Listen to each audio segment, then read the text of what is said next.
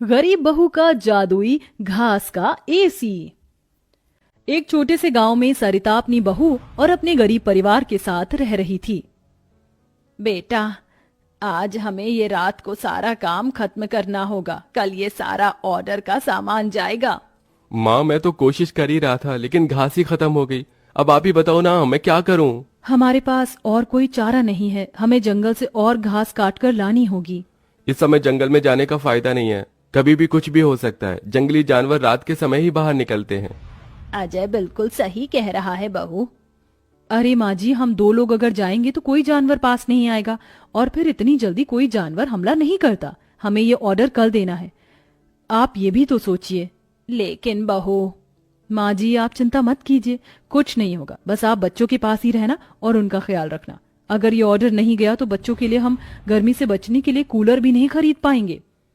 सरिता की बहू भाविका और उसका बेटा, वो तीनों घास से पंखे कूलर बनाने का काम किया करते थे, इसलिए उन्हें घास की जरूरत पड़ती थी। वह आधी रात के समय जंगल में जाते हैं। भाविका, जरा से भी हलचल हुई तो मुझे बता देना, कभी भी कुछ भी हो सकता है। ठीक है जी, मैं आपको बता दूंगी। अजय और भाविका दोनों ही जंगल में घास काट रहे होते हैं, तब उन्हें झाड़ियों से आवाज आने लगती है। क्या तुमने भी वहां से कोई आवाज सुनी है? हाँ जी, मैंने भी सुनी है। मैंने तुम्हें कहा था ना, इस समय आना ठीक नहीं है। चलो देखते हैं उधर क्या है। भाविका और अजय झाड़ियों के पास जैसे ही जाते हैं, उन झाड़ियों के पीछे से एक आदमखोर भेड़िया निकलता है। भाविका, भागो यहाँ से, यहाँ पर तो बहुत खतरनाक भेड़िया है। अजय और भाविका दोनों अपनी जान बचाकर भागने लगते हैं। अजय, अब हम लोग क्या करें? कहीं भेड़िए ने हमें खा लिया तो? रुकना मत, बस भागती जाओ। भागते भागते वो दोनों जंगल से किसी तरह बाहर निकल आते हैं और भेड़िया उनका पीछा छोड़ देता है। जान बची तो लाखों पाए, लौट के बुद्धू घर को आए। रास्ते में चलते हुए आधी रात के समय उन्हें गांव के एक कूड़े के ढेर के पास एसी पड़ा हुआ नजर आता है। अरे देखो जी, यहाँ पर एसी पड़ा है।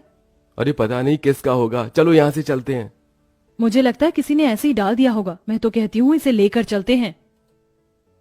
भाविका अजय को एसी ले जाने के लिए मना लेती है, जिसके बाद वो दोनों उस एसी को घर ले आते हैं।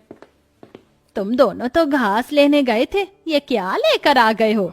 ये हमें रास्ते में पड़ा मिला। जब हम कूलर पंखे बना लेते हैं तो एसी भी बना सकते हैं। इस खराब एसी को छोड़ो और ये बताओ, क्या तुम घास लेकर आई हो?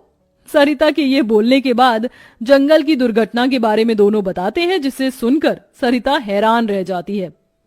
अच्छा, इसका मतलब बहुत बड़ी मुसीबत से बचकर आए हो तुम दोनों, और साथ में ये कचरा उठाकर ले आए।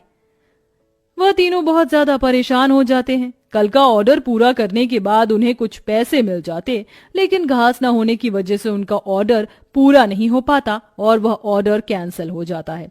अगले दिन उनके टूटे फूटे घर के अंदर धूप की किरणें आने लगती हैं, जिससे बहुत ज्यादा गर्मी हो जाती है। हे भगवान, कितनी गर्मी लग रही है, घर में पंखा भी नहीं चल रहा है। मुझे भी बहुत गर्मी लग रही है। पिताजी पिताजी, हमें बहुत गर्मी लग रही है, हमारे घर में एक पंखा भी ठीक से नहीं चलता। बेटा, थोड़ा सा सब्र रखो, कुछ दिनों में मेरे पैसे मुझे मिल जाएंगे तो मैं घर के अंदर एक अच्छा सा पंखा लगवा दूंगा। हमारा वो ऑर्डर तो कैंसिल हो गया, लेकिन सुबह में घास ले आई थी मैं। चलिए गांव वालों के कूलर और पंखे में घास लगा देते हैं, उससे कुछ तो पैसे आएंगे। हाँ, तुमने सही कहा। भाविका और अजय दोनों मिलकर पुराने कूलरों के अंदर घास लगा रहे होते हैं और यहाँ घर में राजू दिशा गर्मी से परेशान हो रहे होते हैं। काश कि हमारे घर में भी कोई एसी होता। तभी दिशा की नजर उसके पिता के लाए हुए एसी के ऊपर पड़ती है। अरे राजू, जरा इसे देखो, लगता है पिताजी हमारे लिए एसी लेकर आए हैं, पर उन्होंने ये एसी अभी तक क्यों नहीं लगाया? क्योंकि ये एसी खराब है, बस इसीलिए। कल रात तुम्हारे माता पिता को यह कूड़े करकट में मिला था। ये सुनने के बाद राजू इस बात से तो खुश होता है कि उसके पिताजी पुराना ही सही, कम से कम एक एसी तो घर पर लेकर आए। कुछ देर बाद वह अपने दोस्तों के पास खेलने चला जाता है। ढोलू ढोलू, कहाँ हो तुम? चलो खेलते हैं। आज मैं नहीं आ सकता, बहुत गर्मी है, और इतनी गर्मी में मेरा मन नहीं कर रहा है आने का, क्योंकि मेरे घर के अंदर एसी लगा हुआ है। मैं उसकी ठंडी हवा में ही बैठना चाहता हूँ। क्या कहा? तुम्हारे घर के अंदर भी एसी है? हाँ, और हमारा एसी बहुत अच्छा चलता है, बहुत ठंडा कर देता है घर को।